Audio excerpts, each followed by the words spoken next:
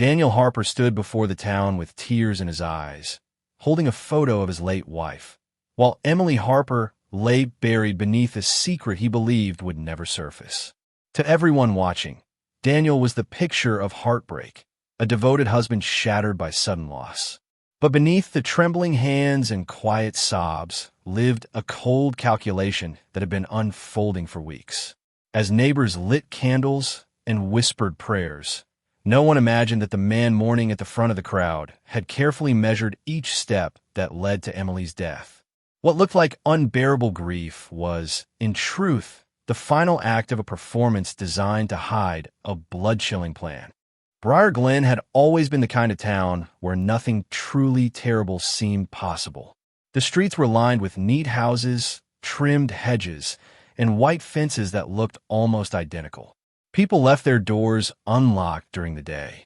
Neighbors waved from driveways and shared pies during the holidays. It was the kind of place where tragedy felt distant, something that only happened in big cities shown on the evening news. On a cold October morning, that illusion shattered. Just after sunrise, a frantic emergency call came from the Harper residence. Daniel Harper reported that he had found his wife, Emily, lying motionless on the kitchen floor. He claimed he had stepped out for an early walk and returned to his silent house. The dispatcher noted the panic in his voice, the uneven breathing, the way his words tumbled over each other. When police and paramedics arrived, they found Emily exactly where Daniel said she would be. She was still in her pajamas, one hand resting near the kitchen counter. A half-filled mug of coffee sat beside the sink. There were no signs of forced entry, no broken windows, no straged. The house looked peaceful, almost staged in its stillness. Daniel appeared devastated. His face was pale, his eyes red and glossy. He kept repeating that she had felt unwell for days, but refused to see a doctor. He hovered nearby as paramedics worked, then sank into a chair as they quietly pronounced her dead at the scene. At first glance, it seemed like a sudden medical emergency, a tragic, natural loss. In a town like Briar Glen, that explanation felt easier to accept. But as the morning light filled the kitchen and officers began taking careful notes, small details started to feel out of place. The untouched breakfast, the perfectly clean counters, the silence that seemed heavier than it should have been. By nightfall, the entire town was mourning Emily Harper, and Daniel, the grieving widower, stood at the center of their sympathy, unaware. In the days that followed, sympathy surrounded Daniel like a shield. Neighbors filled his refrigerator with food he barely touched. Flowers covered the Harper front porch, their bright colors standing out against the gray autumn sky. Daniel moved through it all slowly, as if each step required effort. He thanked everyone who came by, his voice low and fragile, his shoulders slumped under the weight of loss. Behind closed doors, investigators began reconstructing Emily's final week. They traced her movements through store receipts, traffic cameras, and phone data. She had followed her usual routine: morning coffee at home, short drives across town, a visit to the local bookstore. Nothing suggested fear or distress. Her social media posts showed a smiling woman enjoying small, ordinary moments. The autopsy report, however, told a different story. The medical examiner confirmed that Emily had died from exposure to a rare toxin. It was not something found in household cleaners or common medications. It required deliberate access.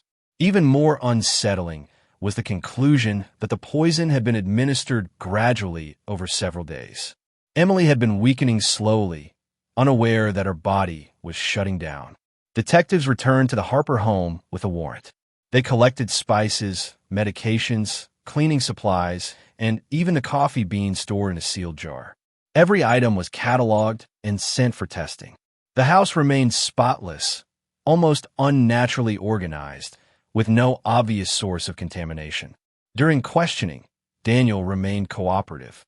He repeated that Emily had complained of fatigue and nausea. He suggested stress might have played a role. When asked about anyone who might wish her harm, he shook his head firmly. He described their marriage as stable and loving. But investigators uncovered one detail that shifted the tone of the case. Just 2 weeks before Emily's death, Daniel had quietly increased her life insurance policy to a substantial. As the investigation deepened, detectives began examining the Harper family finances more closely. What they found painted a picture very different from the calm, stable life Daniel had described. Bank statements revealed missed loan payments and rising credit card balances. His small equipment repair business had been losing clients for months. Several checks had bounced quietly, without Emily ever mentioning it to friends. The life insurance policy now looked less like responsible planning and more like a desperate solution. If Emily were alive and discovered the true state of their finances, she might have demanded answers. Investigators began to wonder whether Daniel had seen her as a partner or as a way out. Attention then turned to Daniel's digital footprint. Forensic experts retrieved browsing history from his laptop and phone. At first, it seemed ordinary: news headlines, sports scores, weather updates.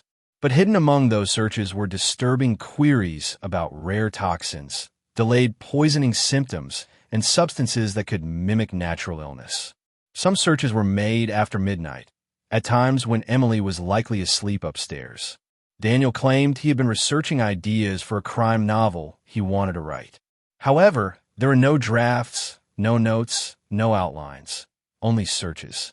The explanation fell hollow. Then investigators uncovered shipping records tied to Daniel's office address. A package from an online laboratory supplier had arrived 3 weeks before Emily's death. The invoice listed a chemical compound closely related to the toxin found in her bloodstream. When confronted, Daniel insisted the purchase was work-related, meant for cleaning specialized parts. Yet his business inventory showed no equipment that required such a substance. Piece by piece, the image of a grieving widower began to fracture. What once appeared to be coincidence now felt calculated. Detectives no longer viewed Daniel as a tragic husband. By the 4th week of the investigation, detectives focused less on motive and more on method. The medical examiner had confirmed that the toxin entered Emily's body in small amounts over several days. That meant it had to be mixed into something she consumed regularly. The question was simple but terrifying. What did Emily trust enough to take every day without hesitation? The Harper kitchen became the center of forensic attention. Investigators dismantled appliances piece by piece. They swabbed countertops, handles, cabinet knobs, and even the refrigerator shelves. Everything looked perfectly clean, almost too clean. There were no visible spills, no suspicious containers left behind. Then the lab results from the coffee maker came back. Inside the water reservoir and along the inner tubing, experts detected microscopic traces of the same toxin found in Emily's bloodstream. The concentration was faint but undeniable. It suggested the poison had been diluted in water and heated repeatedly. Friends had already told police that Emily never started her mornings without coffee. Daniel, on the other hand, preferred tea and rarely touched the machine. He had told officers that he did not drink coffee at all. Security footage from a neighbor's home added another detail. On the morning before Emily collapsed, Daniel had been seen through the Harper kitchen window, standing at the counter near the coffee maker. It appeared ordinary, like a husband preparing breakfast. The slow-acting nature of the toxin explained Emily's worsening symptoms: fatigue, nausea, dizziness, each cup bringing her closer to collapse without raising alarm. Daniel continued to attend grief counseling sessions and posted emotional tributes online, describing the silence in the house as unbearable. But investigators now believe the silence had been part of a carefully designed plan. The coffee maker, once a symbol of routine comfort, had become the delivery system for something far darker. Just as investigators felt confident about the direction of the case, a new discovery shifted their understanding of Emily's final weeks. A detailed review of her phone records revealed repeated calls to a number not saved in her contacts. The calls were short but frequent, often placed in the late afternoon when Daniel was at work. The number belonged to a licensed private investigator in a nearby city. When questioned, the investigator confirmed that Emily had hired him quietly. She suspected Daniel was hiding something. She had not accused him directly, but she felt uneasy. She wanted clarity before making any decisions about her future. According to the investigator's notes, Emily seemed anxious yet determined, as if she had already sensed that something in her marriage was deeply wrong. The investigator had begun examining Daniel's activities. Surprisingly, he found no evidence of an affair. Instead, he uncovered unusual financial movements. Small amounts of money had been transferred from Daniel's business account into a digital wallet connected to overseas exchanges. The pattern was careful and spaced out, designed to avoid attention. Those transfers were traced to online marketplaces operating in hidden parts of the internet. Authorities suspected these platforms were used to purchase restricted chemicals and other illegal materials. The timeline of the transactions aligned closely with the weeks leading up to Emily's worsening illness. This revelation changed the motive. It was no longer just about insurance money or debt. Emily had been actively searching for the truth. She was close to uncovering Daniel's secret financial dealings. If she had confronted him, or worse, exposed him, his life would have unraveled completely. Detectives now believed Emily had not only been a victim of poisoning, but also a woman who sensed danger too late. The tragedy deepened. She had tried to protect herself quietly. As financial crimes specialists joined the investigation, Daniel's digital trail became impossible to ignore. Cryptocurrency transactions linked to his hidden wallet were traced to a vendor known for selling restricted laboratory chemicals. The purchases matched the timeline of Emily's declining health almost perfectly. What once looked like scattered financial transfers now formed a deliberate pattern. Cybercrime analysts recovered deleted files from Daniel's laptop using advanced forensic tools. Buried deep within encrypted folders were documents outlining dosage calculations, symptom progression charts, and notes comparing different toxic compounds. The information was detailed and methodical, written in a way that suggested careful planning rather than curiosity. The quantities listed in those notes aligned closely with the toxicology findings from Emily's autopsy. Further examination of Daniel's office revealed protective gloves, chemical-resistant containers, and cleaning supplies far stronger than what his small repair business would require. Laboratory testing detected faint traces of the same toxin on a workbench drain. The discovery suggested the chemical had been handled there before being brought home. One of the most damaging pieces of evidence came from neighborhood surveillance. A camera mounted above a nearby garage captured Daniel walking down the street late one evening carrying a small object wrapped in cloth. Hours later, he returned empty-handed. Investigators searched the storm drain along that route and recovered a sealed vial lodged in debris. Residue inside matched the poison found in Emily's bloodstream. By this point, the image of coincidence had completely collapsed. The digital purchases, the deleted research files, the contaminated workbench, and the discarded vial formed a chain too strong to break. Authorities believed Daniel had not only planned the poisoning, but also taken calculated steps to hide every trace. Daniel Harper was arrested just before dawn on a quiet spring morning, nearly 6 months after Emily's death. Police vehicles lined the same peaceful street where neighbors had once gathered with candles and flowers.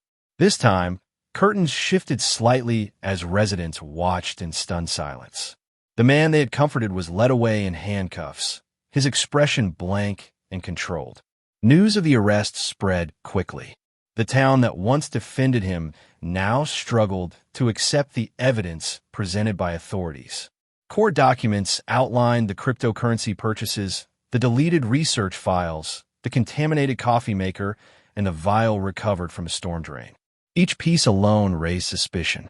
Together, they formed a clear and chilling narrative. During the trial, prosecutors methodically reconstructed the timeline. They demonstrated how small doses of poison had been administered over days, how financial desperation created motive, and how digital secrecy provided access. Expert witnesses explained the science behind the toxin and how it mirrored Emily's symptoms perfectly.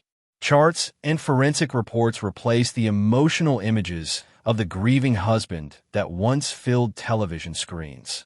The defense argued that the evidence was circumstantial and suggested contamination or hacking. They claimed that digital records could be manipulated. But forensic specialists testified about secure transaction logs and fingerprint analysis linking Daniel directly to the recovered vial. The physical and digital evidence aligned too precisely to dismiss. As proceedings continued, the emotional tone of the courtroom shifted. What began as disbelief hardened into clarity. Jurors reviewed photographs, financial records, and technical reports with careful attention. After days of deliberation, the verdict was delivered. Daniel Harper was found guilty of first-degree murder. The courtroom fell silent as the decision settled into reality. In the years that followed the trial, Briar Glen slowly returned to its routines, but something fundamental had changed. The case left a quiet scar on the community. Front doors were locked more often. Friendly waves felt slightly more cautious. The tragedy had proven that danger did not always come from strangers passing through town. Sometimes it grew quietly behind familiar walls. Emily Harper's memory did not fade. Friends organized an annual charity walk in her name, raising money for financial transparency and domestic awareness programs. Her photographs, bright smile, steady eyes, were displayed at community events as a reminder of a life that had been taken too soon. People spoke about her kindness, her patience, and the subtle strength she carried in her final weeks while privately searching for the truth. Daniel's sentencing brought formal closure but little emotional relief. He received life in prison without the possibility of early release. Appeals were filed and denied. Each legal attempt to overturn the verdict only reopened old wounds for those who had followed the case closely. Investigators later revealed how close Daniel had come to escaping suspicion. Without the microscopic toxin traces in the coffee maker and the recovered digital files, Emily's death might have been ruled natural. The method had been calculated to appear ordinary, blending into daily habits so seamlessly that no alarm would sound until it was too late. The case became a study in modern criminal investigation, showing how technology, forensic science, and patience could expose even the most carefully staged performance. For Briar Glen, it became something more personal, a lesson about appearances and trust. The image of a grieving widower had once drawn sympathy from an entire town. In the end, it stood as a chilling reminder that sometimes the loudest sorrow hides the darkest intention.